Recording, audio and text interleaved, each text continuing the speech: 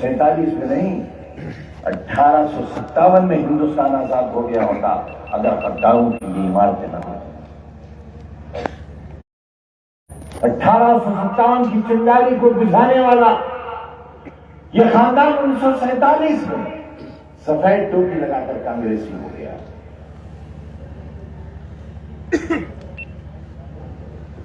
वो जो कल हाकिम था वो फिर हाकिम हो गया। लेकिन फर्क तो देखो रामपुर वालों, जिस नवाब के सामने तुम 7 बार झुककर सलाम करते थे, जब वो गोरी चमड़ी वाले के सामने जाता था तो 70 बार झुककर सलाम किया करता था। और तुम्हें बताया है मैंने, मेरी गलती है नौजवानों कि मैं बहुत दिन तक इन लोगों को तुमसे रूबरू नहीं करा सका। मैं नहीं चाहता था कि वो गलीज गर्द जिसे हमने अपने दामन से उड़ा दिया है एक बार फिर वो लौटकर वापस आए। नवाब की कुर्सी 1857 के गदर को नाकाम करने, आजादी की पहली चिंगारी को नाकाम करने के एवज नवाब की कुर्सी मलका विक्टोरिया के बराबर करने लगी। वो नवाब जिसकी कुर्सी मलका विक्टोरिया के बराबर पड़ती थी, उसे 2 लक़ब मिले, फर्जंद दिल पजीर और फर्जंद इंग्लिशिया। बाप का नाम नहीं, अंग्रेज के नाम से जाना गया।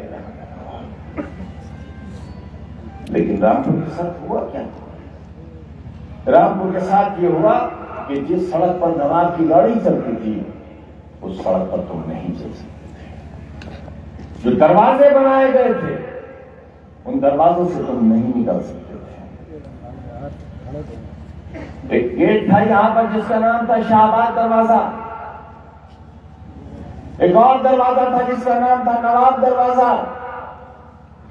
वो इतने पतले बनाए गए थे कि सिर्फ नवाब की गाड़ी निकल सकती है, क्योंकि नवाब की गाड़ी के अलावा किसी के पास गाड़ी होना तो दूर की बात, मजबूत पैर भी नहीं थे। तो दरवाजे गिरा दिए गए। आजाद हिंदुस्तान में गुलामी की निशानियां इसलिए नहीं गिराई गई क्योंकि दरवाजों से नफरत थी। आप आज शाम चले जाना, जब बच्चों का स्कूल छूटता है चले जाना, कितना बड़ा है इसका गेट, कितना बड़ा बना है, लेकिन घंटों सवारियां वहां से नहीं निकल सकती। मैं तुमसे पूछता हूं, अगर वो दरवाजा नहीं बदला गया होता, बताओ तुम किस रास्ते से निकलते? आपसे अगर बाबे न बना होता तुम किस रास्ते से निकलते? बाबे निजात न बना होता, बाबे हयात न बना होता, जिंदगी का कौन सा रास्ता तुम्हें मैसर होता? इन गुनाहों की कितनी सजा दोगे हमको? आज मौलाना मोहम्मद अली जौहर शौकत अली के नाम से जो सड़कें मंसूब हैं, वहां की जमीनों की कीमत कैनॉट प्लेस की जमीनों से ज्यादा नहीं है। जहां यूनिवर्सिटी कायम हुई है, 5,000 रुपया बीघा जमीन लेने वाला कोई नहीं था। आज 50 लाख रुपया बीघा जमीन देने के लिए कोई तैयार नहीं है। किस बात की सजा दी है? किस गुनाह की सजा दी है तुमने हमें? दुनिया का कौन सा ऐसा इल्जाम है जो हम पर तुम्हारी खातिर नहीं लगाया गया? कौन सा जुल्म है जो तुम्हारी खातिर नहीं हुआ हम पर? मैं और मेरे फसा बर्बाद कर दिए गए, तुम तमाश कर दिए गए। तुम्हारी आंखों में रहम का, दर्द का एक आंसू तक नहीं आया। मैं शर्मिंदा हूं तुमको ना। फातिमा जबी का शौहर आज भी जेल में बंद है।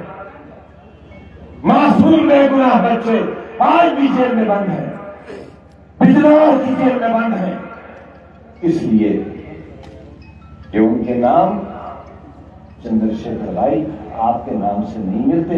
अखिलेश साहब, उनके नाम आपके नाम से नहीं मिलते। इस गुनाह की सजा है हमारी।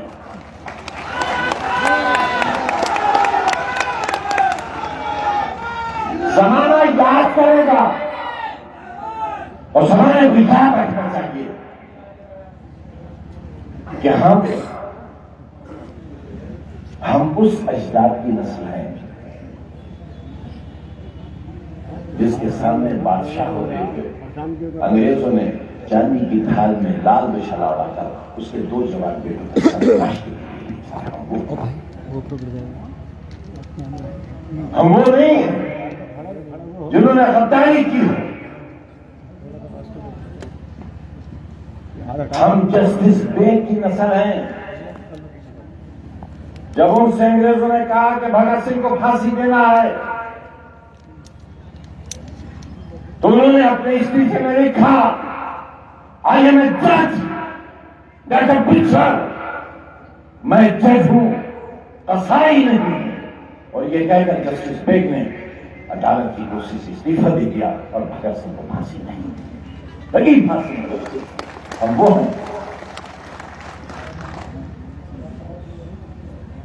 हमसे ये पूछा जाता है कि तुम्हारा लिबास क्या है, नकाब किस चेहरे पर है, लाउड स्पीकर कहां लगा है, आवाज कितनी है। और उलमा को इतना मजबूर कर दिया जाता है, इतना लाचार कर दिया जाता है कि जामे मस्जिद का इमाम, ईदगाह का काजी ये कहने लगे कि जुमे की नमाज घर में पढ़ो, जुमेतुल विदा की नमाज घर में पढ़ो, ईद की नमाज घर में पढ़ो। ऐ हिंदुस्तान के चलाने वाले लोगों, मस्जिदों को वीरान कर दिया, अल्लाह के घर को वीरान कर दिया। ईद के मौके पर जामे मस्जिद की एक सफ नहीं भाई, ईदगाह में पक्का चबूतरा नहीं भरा। आखिर इतना जुल्म क्यों? इस जाति की कोई वजह? मुल्क के चलाने वालों, हमारा कोई जुर्म? इसलिए कि ये वतन हमारा था। आज इसे अपना कहने का हक नहीं रहा हमारे पास। इसे मादरे वतन कहने का हक नहीं रहा आज हमारे पास। हमारी किराएदारी तक खत्म कर दी गई, मालिकाना हक खत्म हो गया। बापू, आपने रोका था हमें, मौलाना साहब आपने रोका था हमें, सरदार पटेल जी आपने रोका था हमें, पंडित जवाहरलाल नेहरू आपने रोका था हमें। ये मुल्क मजहब के नाम पर आपने बांटा था, इन बच्चों ने नहीं बांटा था, हमने नहीं बांटा था। मजहब के नाम पर देश के टुकड़े कर दिए और बचे हुए लोगों के टुकड़े अब किए जाने की साजिश है। हम तो अपनी मर्जी से रुके थे, आप नहीं जा सकते, हम जा सकते थे। हमारे अजदाद अपने वतन के लिए रुके थे, हिंदुस्तान के लिए रुके थे, इसकी शान के लिए रुके थे। यहां की जमीन में अपना खून और पसीना बहाकर यहां के लिए उपजाऊ खेती करने के लिए रुके थे, मजदूरियां करने के लिए रुके थे, टायर का पंचर जोड़ने के लिए रुके थे, आपकी मोटरसाइकिल संभालने के लिए रुके थे, आपकी कोठियों की बुनियादें खोलने के लिए रुके थे, आपकी कोठियां बनाने के लिए रुके थे, आपके घरों पर पोछा लगाने के लिए रुके थे, आपके घर खाना बनाने के लिए रुके थे, आपके यहाँ झाड़ू पोछा करने के लिए रुके थे। आपने हमसे मजदूरी का हक पूछी, आपने हमसे हमारी खुददार जिंदगी का हक छीन लिया, आपने हमारी आंखों के आंसू खुश कर दिए, कमजोर लोगों की दिलों की धड़कनों को खामोश कर दिया। एक खौफजदा, ये एक ऐसा मैदान जिसमें अखिलेश यादव जी और उनके मरहूम वाली जब तशरीफ लाते थे तो जोश और नारों से यहाँ की दीवारें और इमारतें कांपा करती थी। आज समय बैठे हैं तो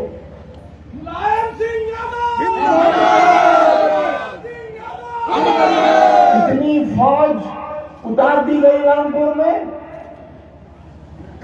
फौज के हवाले कर दिया रामपुर को। इस बदनसीब बस्ती को लगता ही है जैसे किसी खैर मुल्क का हिस्सा, ये बगावत करने वाले हों। अरे ये निहत्ते आप, उनके पेट किससे बगावत करेंगे? इन्हें मत मारने आओ। वर्दियों वालों, तुम्हारी दहशत से ये खौफजदा होने वाले नहीं है, मायूस हो गए हैं कि ये कैसा हमारा वतन हो गया, ये मादरे वतन कैसा हो गया, जहां सत्ताधारी पार्टी के स्टेज पर सिवाय गौकशों के कोई नजर नहीं आता, गाय काटने वालों के सिवा कोई नहीं आता। 50-50 मुकदमे हैं, दरोगाओं को घर में बंद करके मारने वाले आज भारतीय जनता पार्टी की शान बने हुए। बताओ गौ माता का क्या होगा जब गौ प्यारे इस स्टेज पर बैठे होंगे, क्या होगा? कोई गवाह लाओ। 4 बार सरकारें रही, अगर किसी एक गौकश की सिफारिश की हो, किसी एक, और आज गौकशों की चांदी आई हुई है, सबसे ज्यादा सम्मान उन्हीं को मिल रहा है। और जो असल भाजपा वाले थे वो दरी बिछाए, वो दरी बिछाए। ये कैसा हिंदुस्तान है? ये क्या हो गया? गौकशों का राज आ गया। वजीर आला आप तशरीफ लाने वाले हैं, हम आपसे जानना चाहते हैं कि भारतीय जनता पार्टी को सबसे प्यारे गौ प्यारे क्यों हैं? क्यों है गौ?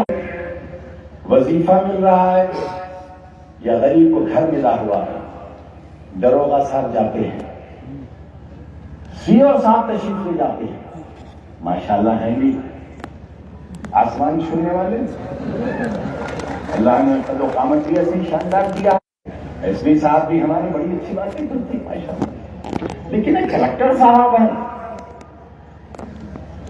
उनका कुछ न बयान सुनने को मिलता है। क्या हो गया? कलेक्टर की सीट खत्म हो गई रामपुर में, ओदा खत्म हो गया। डीएम तो लगता है कोई हरी में, यहां या तो मशीन बरामद कर लाए, किस चीज की? झाड़ू देने वाली। रपट लिखवाई कि नगर पालिका की मशीन यूनिवर्सिटी ने चुरा ली। जब परसल साहिबा बैठी हैं, इन्होंने प्रेस कॉन्फ्रेंस करके कहा कि ना हमने ये मशीन खरीदी थी ना हमारी है। 400-450 एकड़ की जमीन में बनी हुई यूनिवर्सिटी, जगह जगह से आपने दीवारें तोड़ दी, पुलिस पड़ी है वहां, आप जो चाहो बरामद कर लो। एक मशीन क्या, वहां से आप जहाज AK-47 बम जो चाहो बरामद कर लो। तो आपके कब्जे में है। रामपुर वालों 4 साल तकरीबन रामपुर से दूर रहे। 3 बरस एक कोठी में मैं, मेरी आने वाली नस्ल का जिम्मेदार मेरा बेटा 8x11 की कोठी में बंद थे। किसी को मिलने और आने की पहले बड़ा गम और क्या हो सकता है कि उसी की नस्ल उसके सामने भीगी आंखें लिए बैठी हो और बाप उसकी कोई मदद न कर सकता हो। और 5 मीटर के फासले से मेरी अहलिया जिसकी मसनूई कमर पड़ी हुई है वो हो, जेल में गिरकर टूटी हुई नस्ली हो, प्लास्टर चढ़ा हुआ हो, एक मग्गा दाल का पानी हो और गेहूं की वो सड़ी हुई रोटी जो तुम्हारी नाक तक नहीं जा सके। 27 महीनों तक हमारी वो गुजर रही है। हमने क्या नहीं साथ क्या किया था तुमने? एक वोट ही तो दिया था, लो उसका भी हक खत्म हो गया, वो भी तुम्हारी वजह से छिन गया। बस एक चीज बाकी है कि मैं शहरी हूं हिंदुस्तान का, मेरी वतनियत बाकी है। मैं चाहता हूं कि मेरे आविष्कार यहां की जमीन में दफन होने के लिए बचे थे। अगर ये जमीन में दफन होने के लिए इससे हमारा हक वापस न लिया जाए, मुल्क के चलाने वालों, तुम्हारा ये एहसान भी कर नहीं होता। हम बड़े लाचार हैं, अपनी औलाद की पैदाइश साबित नहीं कर सके। मां की कोख ये नहीं बता सकी कि उसका बेटा कब पैदा हुआ था। ये हमारी बदकिस्मती है। नगर निगम का रिकॉर्ड हम सच्चा साबित नहीं कर सके। अस्पताल के रजिस्टर, डॉक्टर के दिए हुए बयान को हम सच्चा साबित नहीं कर सके। बेटे का 2 बार एक्सरे हुआ हड्डियों का, उसे हम सही साबित नहीं कर सके। जो मां, सरकारी मां, सरकारी नौकरी में इसी दिया राज्य सरकार को, देश की सरकार को कि सॉरी फौज रामपुर में आ गई, और जिंदाबाद, अरे एसपी साहब जिंदाबाद। रिटायर होने वाले माशाल्लाह तक हो गए, अभी सूट के डाल दिया पूरे रामपुर को। अगर 5 रुपए गिर गया तो भैया हट के चलो, हट के चलो। वाह, अरे वाह चरित्र मानो, वाह।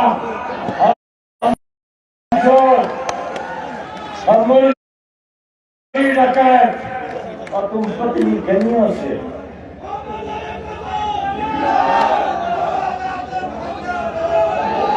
खुद जाइए। वाह, 1 महीने से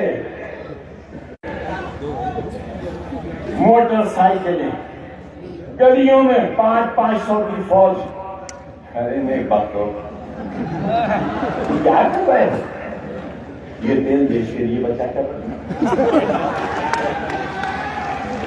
क्या कर रहे हो? गलियों में गलियां देख रहे हैं। अरे क्या औकात बना दी भाई, क्या कर दिया ये? फ्लैग मार्च हो जाता था तो दहशत मच जाती थी कि पता नहीं क्या होने वाला है, क्या हो गया। मगर अब तो ऐसा है, फ्लैग मार्च ऐसा हो गया, इतनी औकात गिरा दी, इतनी हैसियत गिरा दी। क्या कर रहे हो? आ जाओ यहाँ, चीफ इलेक्शन कमीशन साहब आप यहाँ आ जाओ, ये 2 सर्टिफिकेट मिलेगा, हम भी ताली बजाएंगे भाइयों की तरह। थोड़ी भांडगिरी आदि करो, हमें भी भांड बना लो। नहीं, भांडगिरी से सियासत नहीं होती, भांडगिरी से देश नहीं।